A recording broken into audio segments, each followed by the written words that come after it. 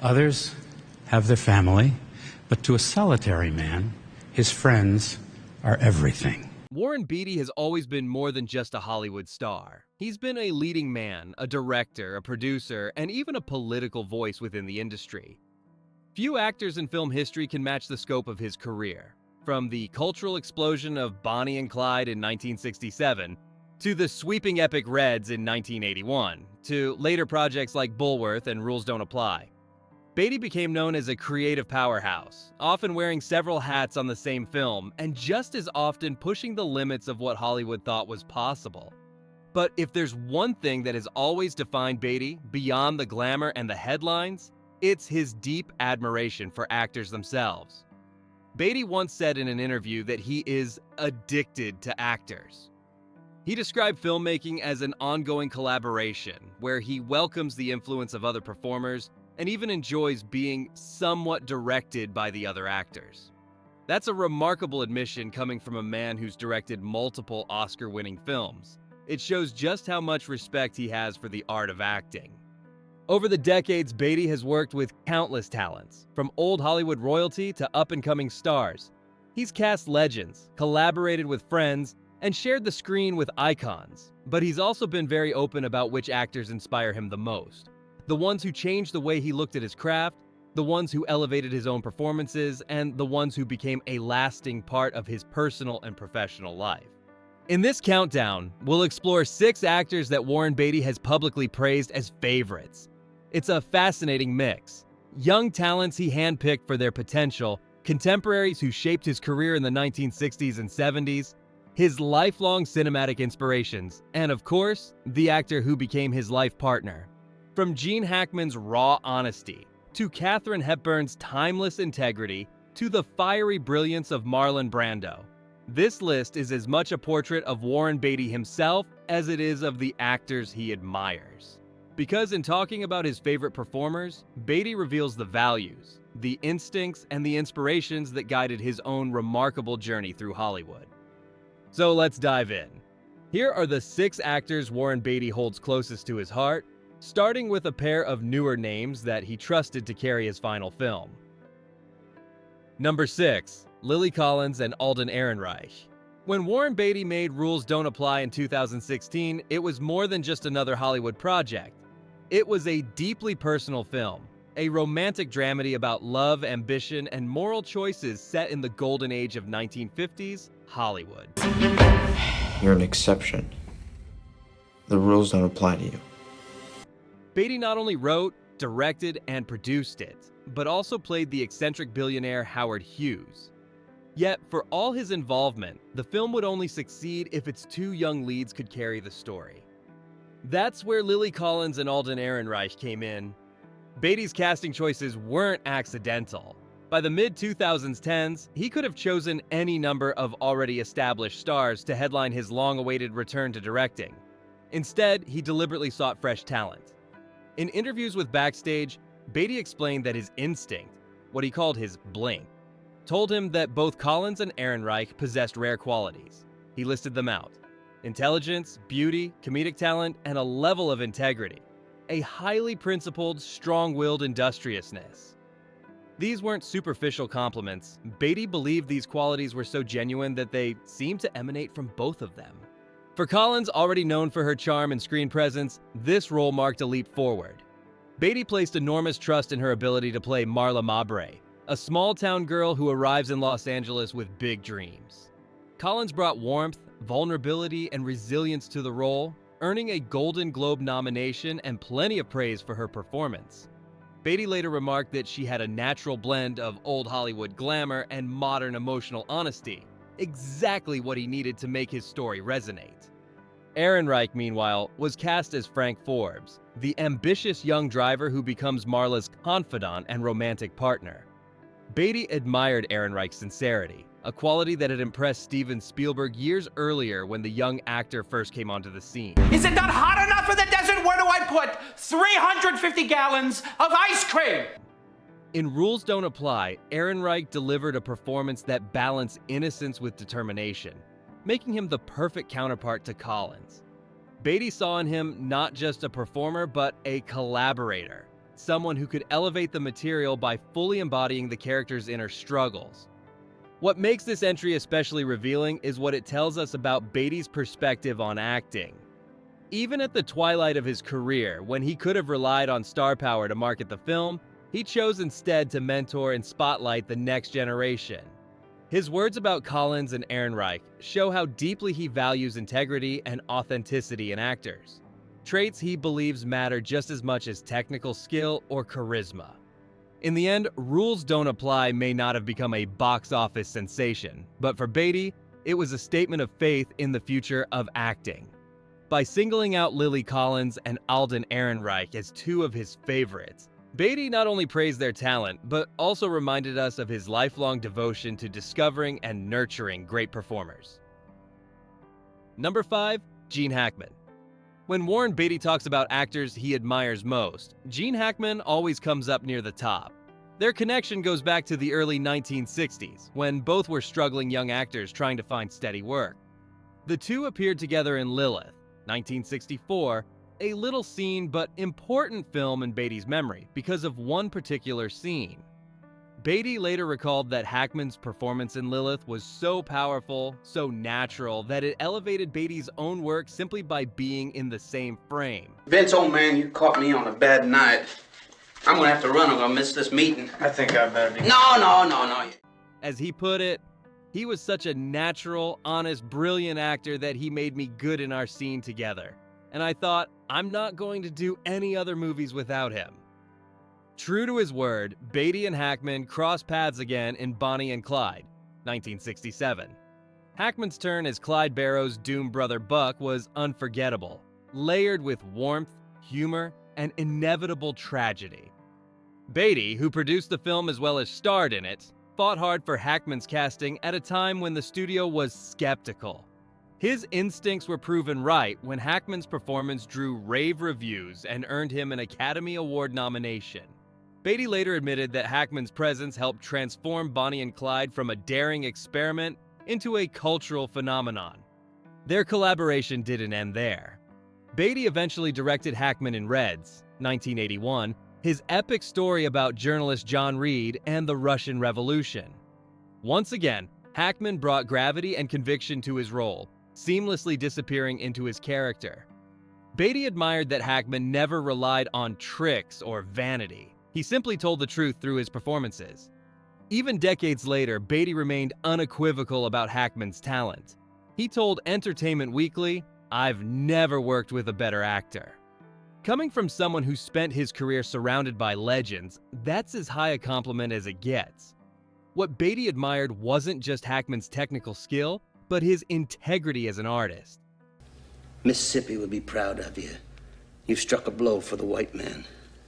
Hackman approached every role, whether leading man or supporting player, with the same commitment to authenticity. Hackman eventually retired from acting in the early 2000s, leaving behind a body of work that remains astonishingly consistent. For Beatty, Hackman represents the kind of collaborator who could lift everyone around him, who made scenes richer and more human simply by being present. That is why, all these years later, Beatty still names Gene Hackman as one of the greatest actors he's ever known, a performer who embodied exactly what Beatty means when he says he is addicted to actors. Number 4. Annette Bening. It's impossible to talk about Warren Beatty's favorite actors without mentioning Annette Bening. You wake up one day and you realize the person that you were meant to be is gone. You gave her up. Not only his wife of more than 3 decades, but also his most trusted collaborator. Beatty has often joked that while he avoided marriage for decades, he wasn't really avoiding marriage at all. He was avoiding divorce. And when he met Annette, he says he had no doubt it was time to settle down. In his words, "The greatest thing that ever happened to me was Annette and having 4 kids." That personal devotion carried over into his professional admiration.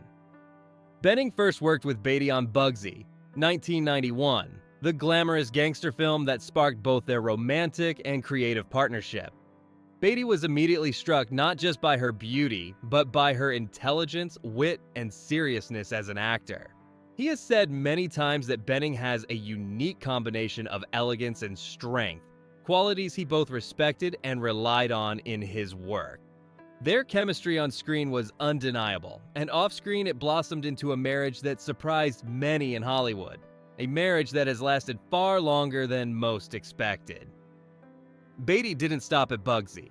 He continued casting Bening in films he wrote or directed, including Love Affair, 1994, and Rules Don't Apply, 2016.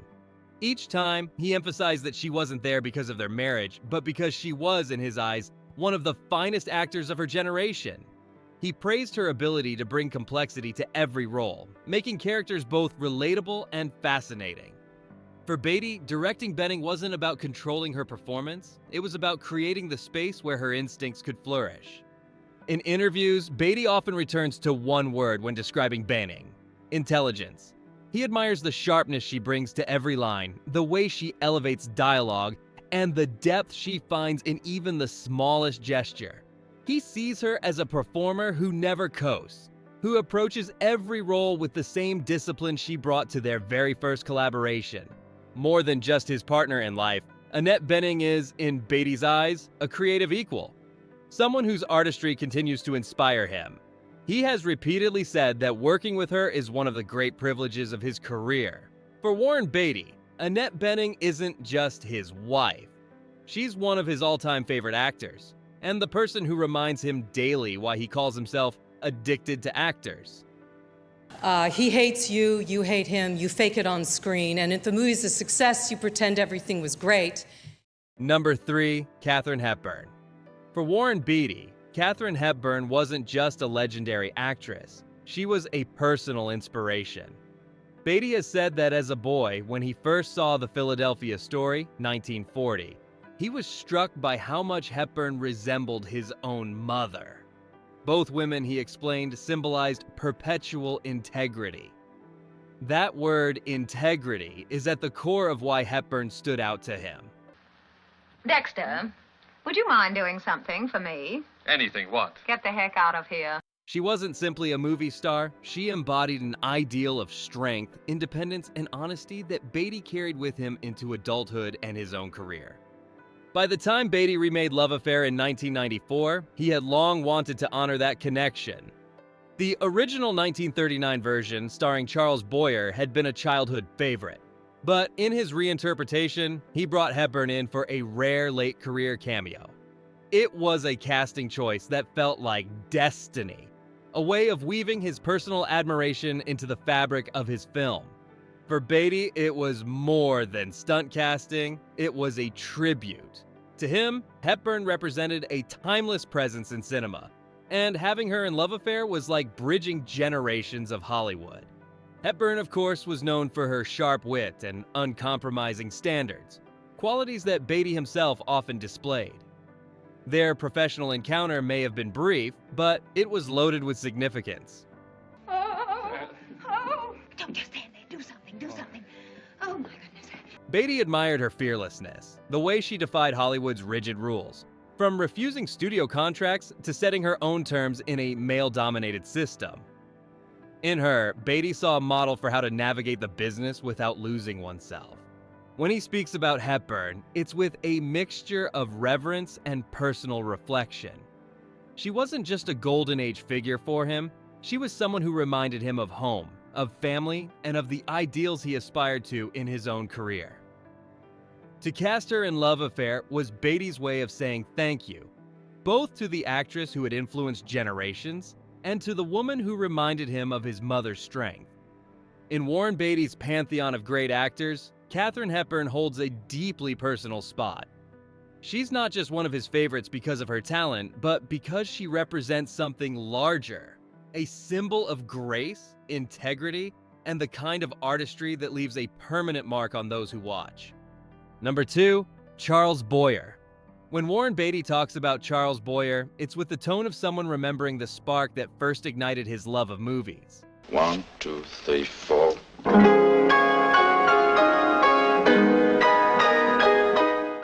As a child, Beatty saw the 1939 classic Love Affair, starring Boyer and Irene Dunne, and it left a lasting impression. He described it as deeply moving, a film that stayed with him long after the credits rolled. Boyer's performance struck him with its elegance, charm, and quiet emotional weight. That movie planted a seed, one that Beatty carried for decades until he finally remade Love Affair in 1994, writing, producing, and starring in it himself. Boyer, a French actor who had already established himself as an international star, was known for his sophistication. He wasn't the kind of actor who overplayed a role. Instead, his power came from understatement, a certain gentleness paired with undeniable screen presence. For a young Beatty, Boyer seemed larger than life and yet deeply human at the same time. That balance of charisma and vulnerability fascinated him. Beatty has openly said that Boyer was one of his favorite actors, and you can see why. Boyer carried himself with a kind of old-world grace, but never lost touch with emotion. His portrayal in Love Affair wasn't just about romance, it was about sincerity. That honesty stayed with Beatty, and it was a quality he admired in actors throughout his career. When Beatty decided to bring Love Affair back to the screen more than 50 years later, it wasn't just a remake for him, it was a dream fulfilled. Casting himself in Boyer's role was a personal tribute, a way of stepping into the shoes of someone who had helped shape his own ideas of performance. There is nothing like that feeling. Tell me what is more appealing than the feeling you're in love. It wasn't about imitation, it was about honoring the memory of what Boyer represented. For Beatty, Charles Boyer wasn't simply a name from the past. He was a reminder of the moment when movies first felt magical, when a performance could stir something profound in a young boy sitting in a theater. Boyer symbolized the kind of artistry that Beatty strived for: heartfelt, graceful, and timeless. In Beatty's world of favorites, Boyer's legacy stands as both an influence and a compass, guiding him back to why he fell in love with film in the first place. Number 1, Marlon Brando. When Warren Beatty names Marlon Brando as his favorite actor, it isn't just admiration, it's reverence.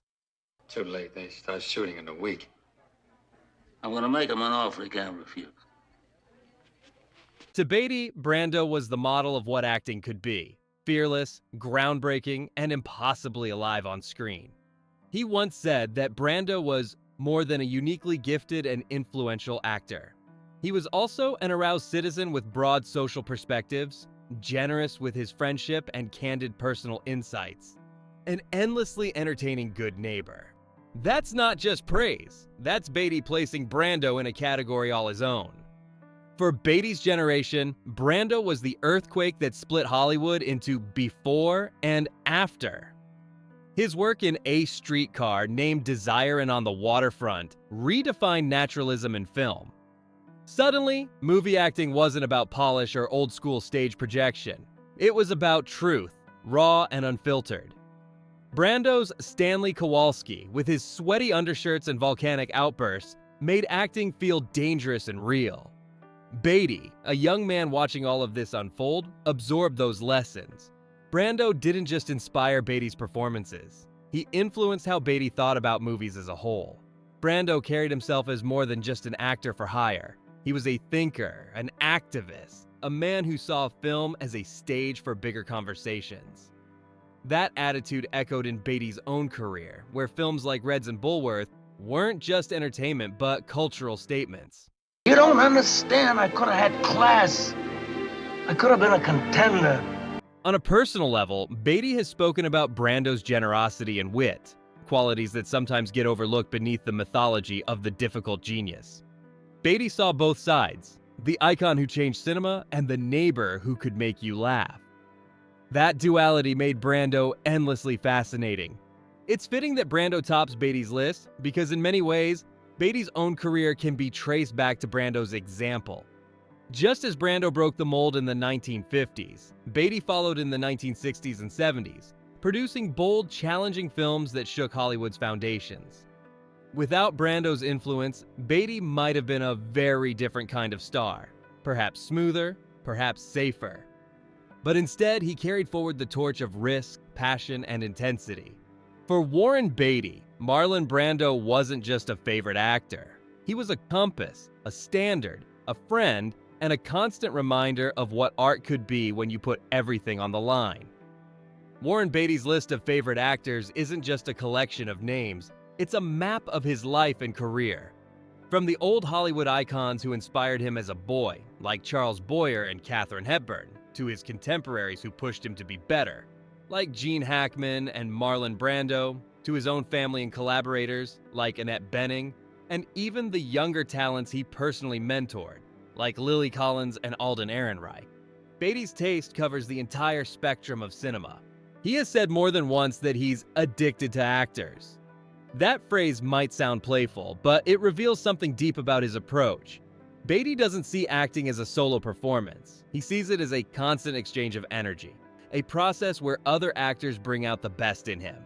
Whether it was Brando showing him what fearless truth looked like, Hackman proving the power of raw honesty, or Bening balancing life and art by his side, Beatty thrives in collaboration. In the end, Beatty's admiration for these actors says as much about him as it does about them. He isn't just honoring their talent, he's acknowledging how their talent shaped him. And that's what makes this list not only fascinating but profoundly personal.